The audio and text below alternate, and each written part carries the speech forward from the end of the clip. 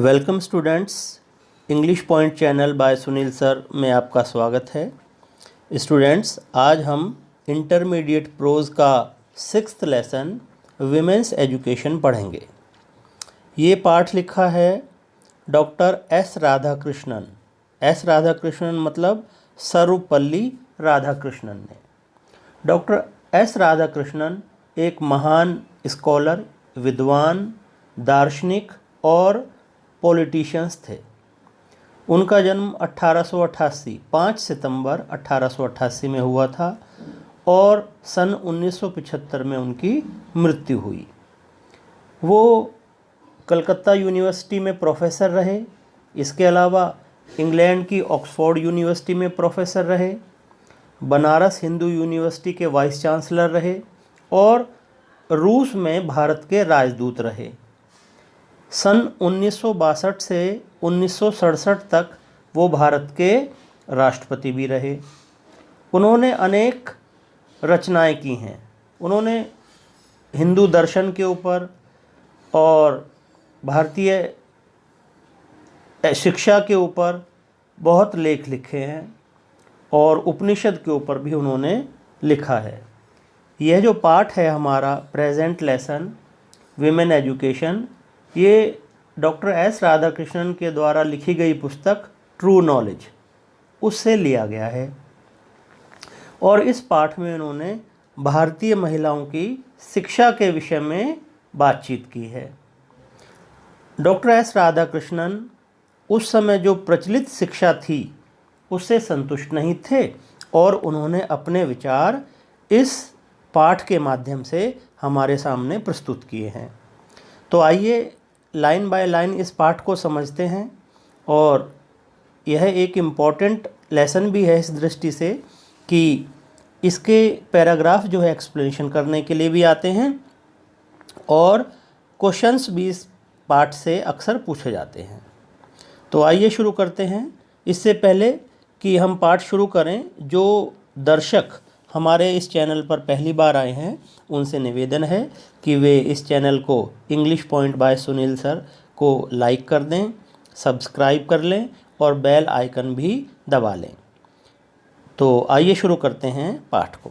देखिए, you are living in an age. Age माने युग। आप ऐसे युग में रह रहे हैं when there are great opportunities for women in social work, public life and administration. Administration यानी प्रशासन, पब्लिक लाइफ यानी सार्वजनिक जीवन और सोशल वर्क सामाजिक कार्य। तो डॉक्टर एस राधाकृष्णन बता रहे हैं कि आप एक ऐसे युग में रह रहे हैं जहां महिलाओं को सभी क्षेत्रों में अवसर उपलब्ध हैं, चाहे वो क्षेत्र सोशल वर्क का हो, पब्लिक लाइफ का हो या एडमिनिस्ट्रेशन का हो। उन्हें हर क्षेत्र में मौके या अवसर उपलब्ध हैं। Society requires women of disciplined mind and restrained manners. Restrained का मतलब कंट्रोल्ड, नियंत्रित या संयमित। सोसाइटी समाज को रिक्वायरमेंट है, समाज को आवश्यकता है ऐसी महिलाओं की जिनके मन डिसिप्लिन्ड हों, जो नियंत्रित मस्तिष्क वाली हों, एंड रेस्ट्रेन्ड मैनर्स, जो अनुशासित मन और संयमित व्यवहार वाली महिलाओं हों। ऐसी महिलाओं की आज सोसाइटी को ज़रूरत है। एस राधाकृष्णन आगे कहते हैं कि whatever line of work you undertake. Undertake मतलब संभालना या अपनाना। वो कहते हैं whatever line of work, चाहे आप कोई भी काम करो, you should bring to it an honest disciplined mind. वे कहते हैं कि आप चाहे कोई भी कार्य करें, आप उसको में पूरी ईमानदारी और अनुशासित मन से उस कार्य को करें। You will then succeed and have the joy of your work. तो आप सक्सीड हो जाएंगे, आप सफल हो जाएंगे और आपको अपना कार्य करने का आनंद आएगा। आगे देखिए, एक्चुअली इन आवर कंट्री, वास्तव में हमारे देश में एजुकेशन शिक्षा so far as girls education is concern, जहाँ तक बालिकाओं की शिक्षा का सवाल है। एस राधाकृष्णन कहते हैं कि हमारे देश में जहाँ तक लड़कियों की शिक्षा का सवाल है, it is not wide spread enough, इसका प्रचार प्रसार अधिक नहीं है, यानी कि लड़कियों की शिक्षा फैली हुई नहीं है, इसका जो है प्रचार प्रसार नहीं है। इसलिए every institution which contribute to the education of girls is worthy of recognition and encouragement. इसलिए प्रत्येक इंस्टीट्यूशन यानी कि प्रत्येक संस्था विच कंट्रीब्यूट जो योगदान करती है लड़कियों की शिक्षा के लिए, इज़ वर्दी ऑफ रिकॉग्निशन वो मान्यता पाने की हकदार है, योग्य है मान्यता की, एंड एनकरेजमेंट और प्रोत्साहन की भी वर्दी है, वो प्रोत्साहन की भी हकदार है। तो राधाकृष्णन कहते हैं कि हमारे देश में लड़कियों की शिक्षा का प्रचार प्रसार अधिक नहीं है, इसीलिए जो भी संस्था लड़कियों की शिक्षा के लिए कार्य करे उसे बढ़ावा दिया जाना चाहिए, एनकरेजमेंट, उसे रिकॉग्निशन मान्यता या पहचान दी जानी चाहिए। But I am anxious, S Radhakrishnan कहते हैं, लेकिन मैं इस बात को लेकर उत्सुक हूँ या बेचैन हूँ कि the kind of education that is imparted माने जो प्रदान की जा रही है इस समय, जो इस समय शिक्षा दी जा रही है, उनके समय की बात है राधाकृष्णन की। वो कहते हैं कि लेकिन मैं इस बात से विचलित हूँ कि जो शिक्षा प्रदान की जा रही है या must not only be broad but should also be deep. वो कहते हैं कि शिक्षा केवल ब्रॉड विस्तृत नहीं होनी चाहिए, but should also be deep, यानी कि उसमें गहराई भी होनी चाहिए।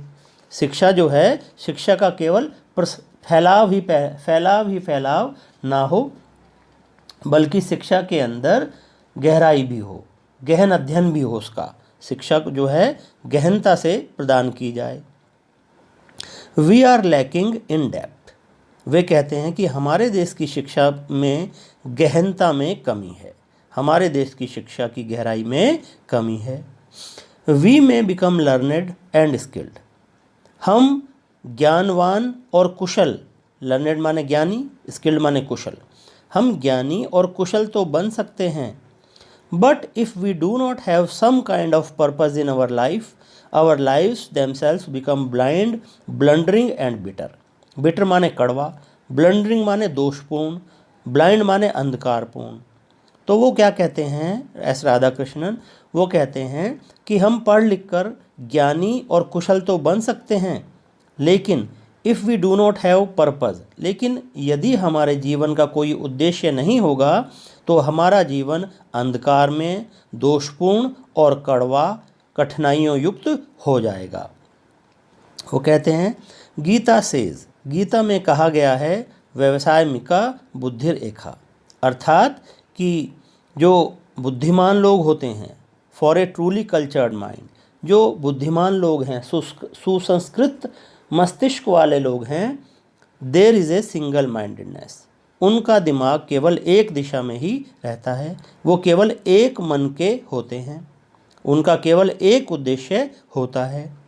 ए dedication to a single purpose, उनका समर्पण केवल एक ही उद्देश्य के प्रति होता है। ये बात गीता में भी लिखी गई है कि जो बुद्धिमान लोग होते हैं वे अपने जीवन का केवल एक उद्देश्य रखते हैं, जबकि फॉर द अनकल्चर्ड माइंड, जो असंस्कृत, जो उज्जड़ हैं, जो बुद्धिमान नहीं हैं, उनके लिए the whole life is scattered in many directions, उनके लिए पूरा जो लाइफ है स्कैटर्ड, बिखरी रहती है इन मैनी डायरेक्शंस, जैसा कि संस्कृत में है बहुशाखा। बहुशाखा मतलब अनेक शाखाओं में, ह्यांतस का, कि उनका जीवन बहुत शाखाओं में बटा रहता है। देयरफॉर इट इज़ एसेंशियल, इसलिए यह ज़रूरी है कि the education which you acquire in these institutions, इसलिए ये आवश्यक है कि जो एजुकेशन, जो शिक्षा आप एक्वायर करो, एक्वायर माने हासिल करना, जो शिक्षा आप इन संस्थाओं में हासिल करो या पाओ, should give you not merely learning, merely माने केवल, ओनली। वो कहते हैं कि इसलिए ज़रूरी है कि जो भी शिक्षा आप इन संस्थाओं में पाओ वो आपको ना केवल लर्निंग दे एंड स्किल और ना केवल कुशलता दे, but endow you with a definite purpose in life, बल्कि ऐसी होनी चाहिए वो शिक्षा कि आपको जीवन में एक निश्चित उद्देश्य की प्राप्ति कराए। वाट दैट पर्पस इज, अब वह पर्पस क्या है, you have to define for your self, ये आपको खुद अपने लिए तय करना है।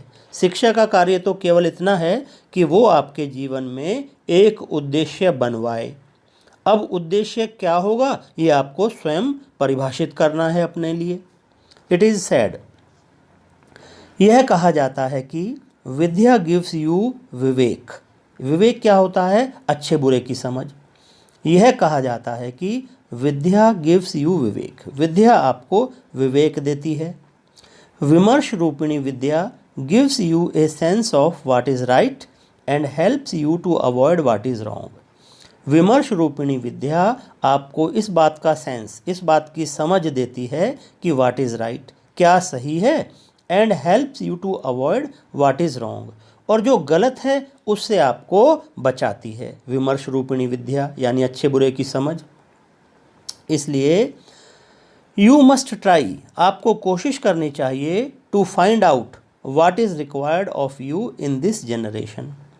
राधा कृष्ण कहते हैं कि इसलिए आपको ये पता लगाने की कोशिश करनी चाहिए कि इस युग में किस चीज़ की आवश्यकता है, कौन से उद्देश्य की आवश्यकता है, वही उद्देश्य आप अपने लिए निर्धारित करें। वो कहते हैं कि a purpose which held good centuries ago, वो कहते हैं कि कोई उद्देश्य जो शताब्दियों पहले अच्छा समझा जाता था, विच हेल्ड गुड का मतलब जो बहुत अच्छा माना जाता था उद्देश्य, और हर व्यक्ति उसी उद्देश्य को प्राप्त करना चाहता था कुछ शताब्दियों पहले, मे नॉट होल्ड गुड, हो सकता है वो आज अच्छा ना माना जाए। Today in view of the rapidly changing conditions of our country and of the world, वो कहते हैं कि कोई उद्देश्य जो शताब्दियों पहले बहुत अच्छा समझा जाता था, आज की बदलती हुई दशाओं के कारण, हमारे देश की और संसार की रैपिडली चेंजिंग, तेज़ी से बदलती हुई दशाओं के कारण या ज़रूरतों के कारण हो सकता है वह उद्देश्य आज किसी काम का ना हो।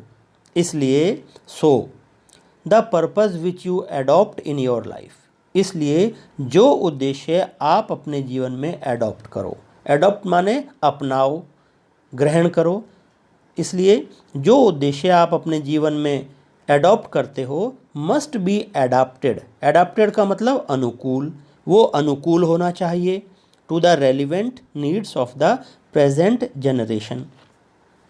डॉक्टर राधाकृष्ण कहते हैं कि कोई उद्देश्य जो शताब्दियों पहले बहुत अच्छा माना जाता था, हो सकता है आज की हमारे देश की बदलती हुई दशाओं के कारण या संसार की बदलती हुई दशाओं के कारण आज वो महत्व का ना हो। इसलिए आप अपने लिए जो भी उद्देश्य निर्धारित करें वह ऐसा होना चाहिए जो वर्तमान युग की ज़रूरतों के अनुरूप हो, उसके हिसाब से हो। आगे देखिए, every time we start, Radha Krishna कहते हैं कि जब भी हम कोई कार्य की शुरुआत करते हैं, we use our hymns, hymn माने मंत्र, जब भी हम किसी कार्य की शुरुआत करते हैं हम उसकी शुरुआत मंत्रों से करते हैं, एंड विद सेइंग शांति शांति शांति, और उसका अंत, कार्य का अंत शांति शांति शांति कह करके करते हैं। राधा कृष्ण कहते हैं कि the teacher and the pupils are expected to avoid hating each other, वो कहते हैं कि एक अध्यापक और शिष्यों से ये उम्मीद की जाती है कि वो एक दूसरे से हेट नहीं करेंगे, एक दूसरे से घृणा नहीं करेंगे। आगे देखिए,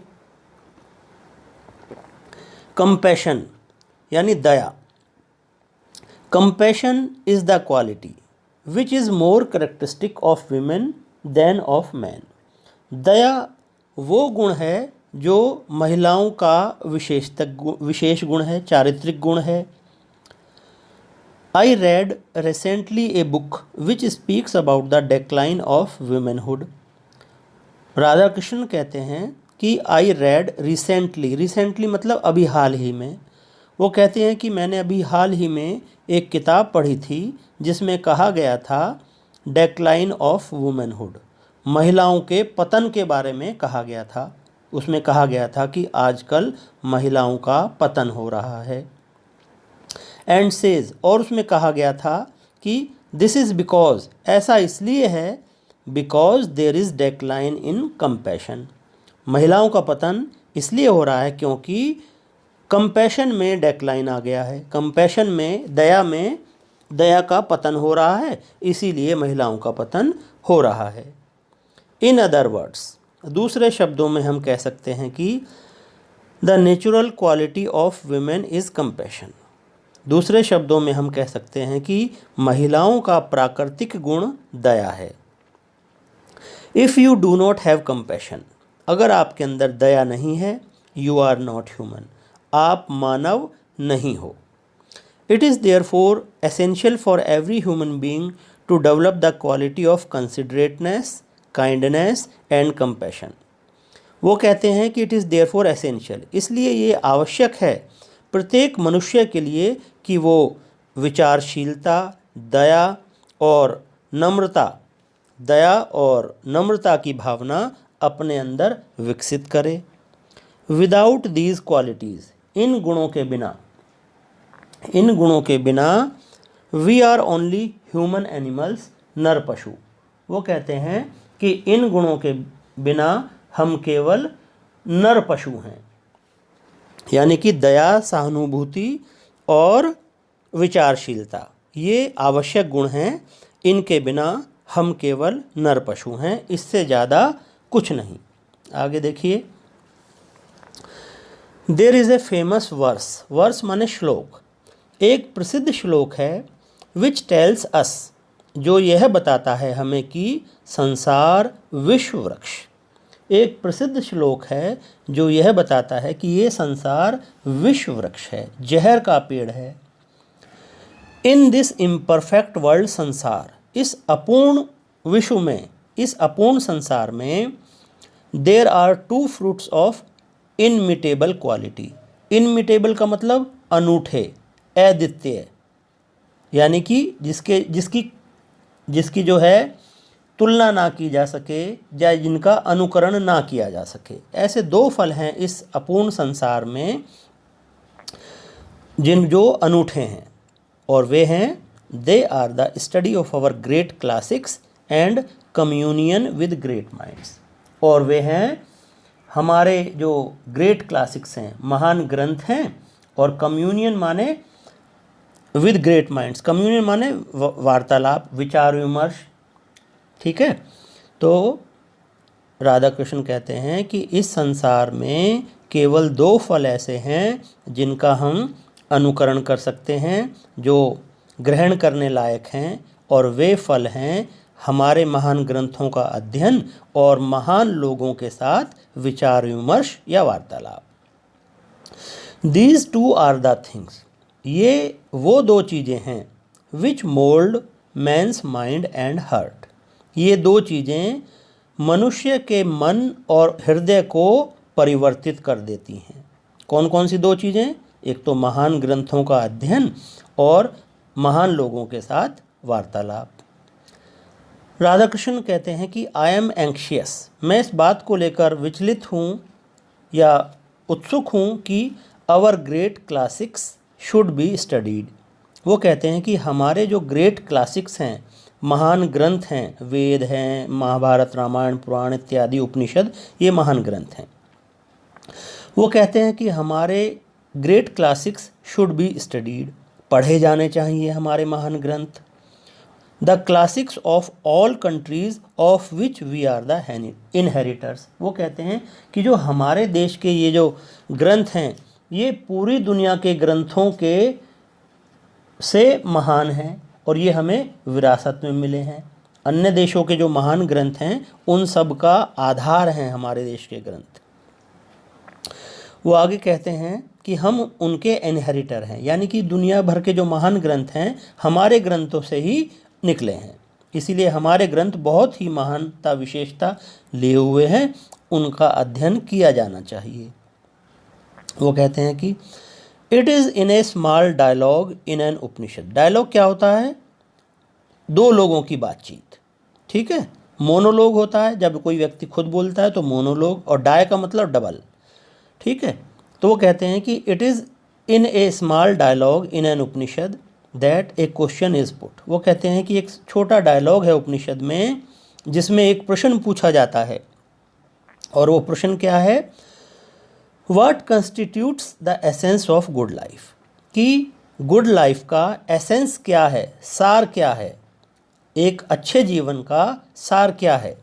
द टीचर रिप्लाइज, अध्यापक जवाब देते हैं और कहते हैं did not you hear the answer, क्या तुमने उत्तर नहीं सुना?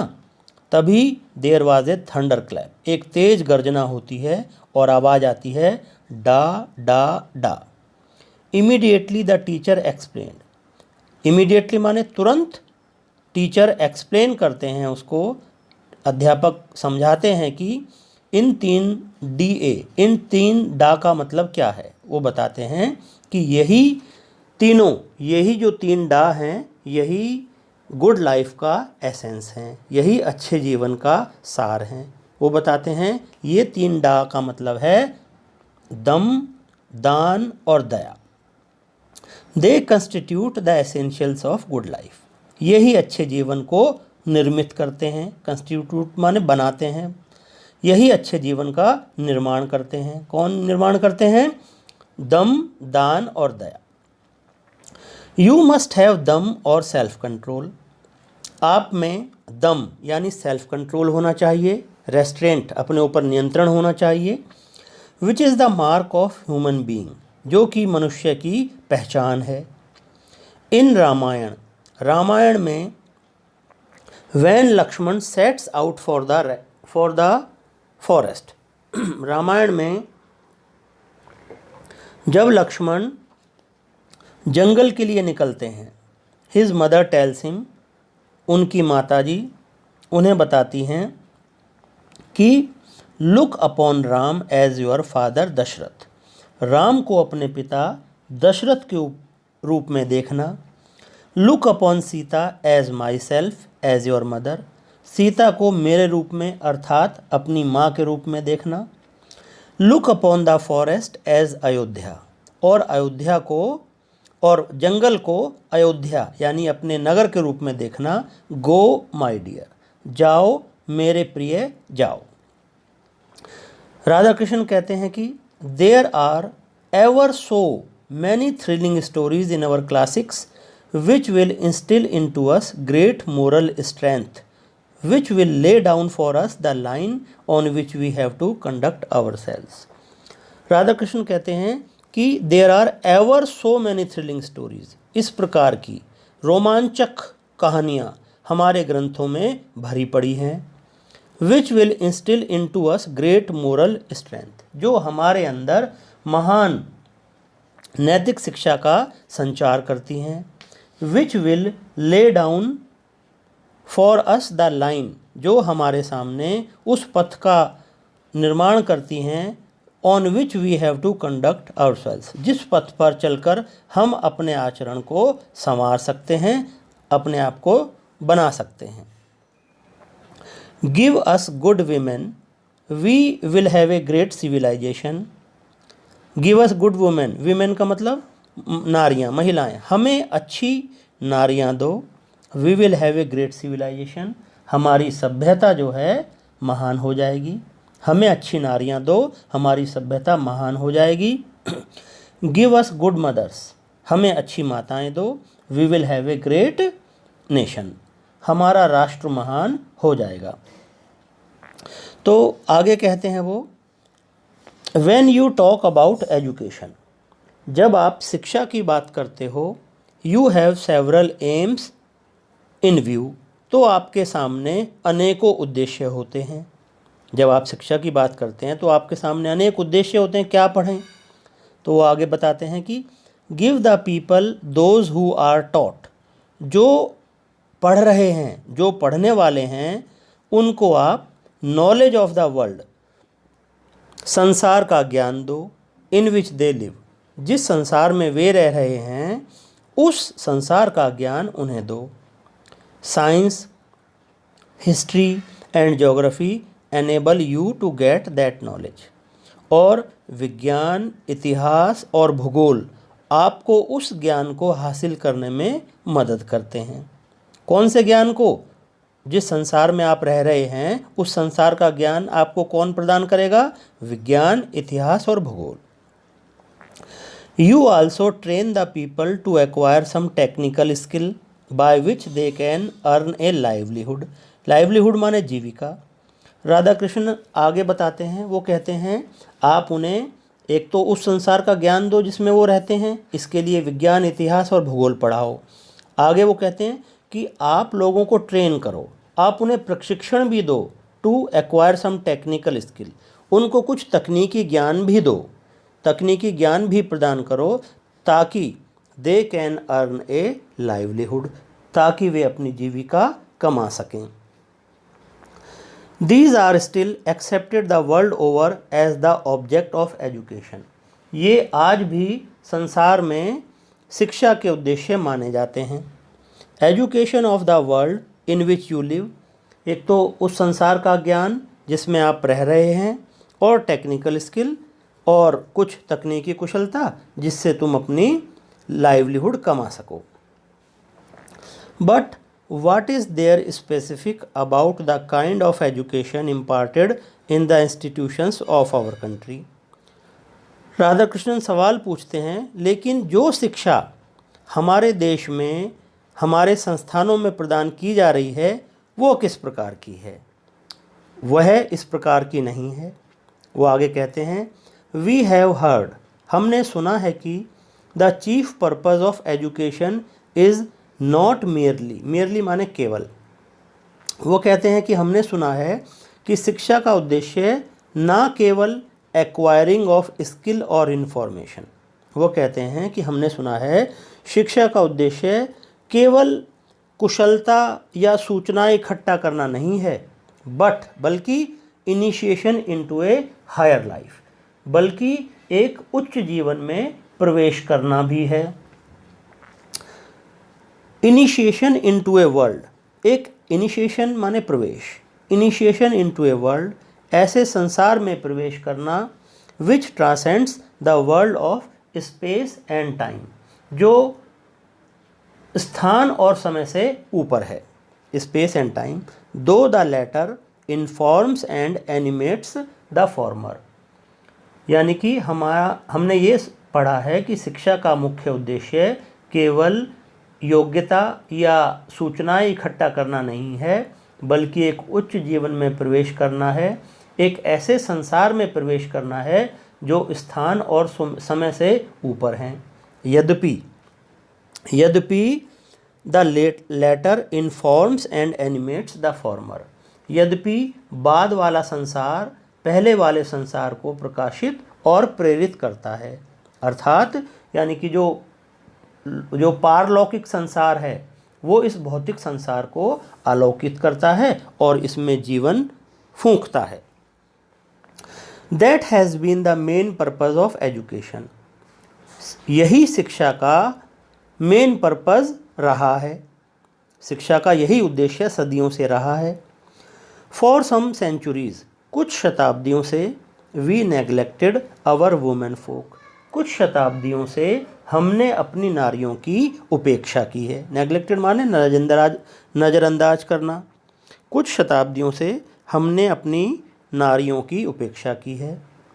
Our tradition however has been somewhat different, जबकि हमारी परंपरा इससे कुछ अलग रही है, हमारी परंपरा कुछ और रही है। क्या है? पुरा कल्पेशु नारीनाम मंदिरा वंदना निश्चित अध्यापकना वेदनाम गायत्री वाकनाम तथा, अर्थात इसका मतलब ये है कि जो प्राचीन काल था, इन एंशियंट टाइम्स, प्राचीन काल में, our women had the ceremony of upanayana performed for them, उपनयन संस्कार, हिंदुओं के 16 संस्कार होते हैं, तो उसी में ही एक उपनयन संस्कार होता है। उपनयन संस्कार क्या होता है कि जब बच्चा थोड़ा सा बड़ा हो जाता है तो उसका मुंडन करके बाल काट के उसको शिक्षा प्राप्त करने के लिए गुरुजी के साथ जंगल में भेज दिया जाता है, उसे उपनयन संस्कार कहते हैं। तो राधा कृष्ण बता रहे हैं कि पुराने समय में, प्राचीन काल में महिलाओं का भी उपनयन संस्कार किया जाता था। They were entitled to study of the Vedas, वो वेद भी पढ़ने के योग्य थी, वेद पढ़ने का भी उनको अधिकार था। They were also entitled to the chanting of Gayatri jap, वे गायत्री का भी जाप किया करती थी। All these things were open to our women, ये सारी बातें हमारी महिलाओं के लिए, हमारी नारियों के लिए ओपन थी। बट लेकिन फिर क्या हुआ, अवर सिविलाइजेशन बिकेम अरेस्टेड, हमारी सभ्यता अरेस्ट हो गई, गिरफ्त में आ गई। गिरफ्त में आ गई का मतलब कि हम गुलाम बन गए।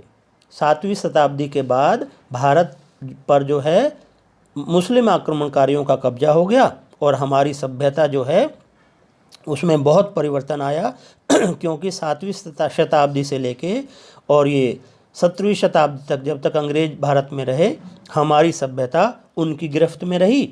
And one of the main sign of that decay of our civilisation is the subjection of women. Subjection माने दास्ता, ठीक है।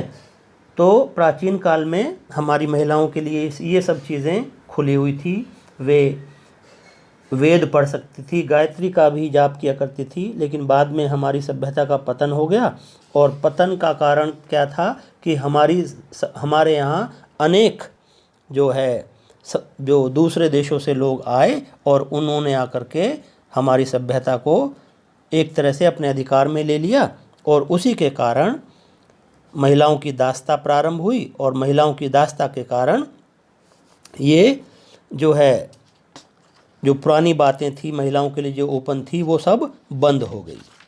आगे देखिए, लेकिन आफ्टर इंडिपेंडेंस, लेकिन आज़ादी के बाद, through the exertions of Mahatma Gandhi, exertion माने प्रयास, लेकिन आज़ादी के पश्चात जब हमारा देश आज़ाद हो गया तो महात्मा गांधी के प्रयासों से revolution has been affected in our country, Mahatma Gandhi के प्रयासों से हमारे देश में एक क्रांति आ गई, और women are coming into their own, और महिलाएं जो हैं और स्त्रियां अपने अधिकारों को अब प्राप्त करने लगी हैं, और महिलाएं खुलकर आगे आ रही हैं, ठीक है। तो इस प्रकार स्टूडेंट्स हमने ये लेसन पढ़ लिया।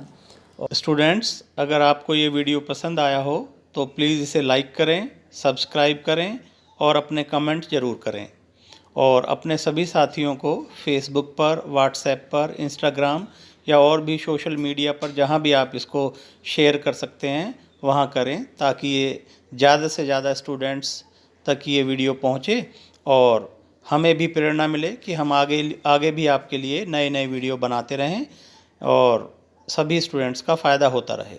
धन्यवाद। जय हिंद, जय भारत, वंदे मातरम।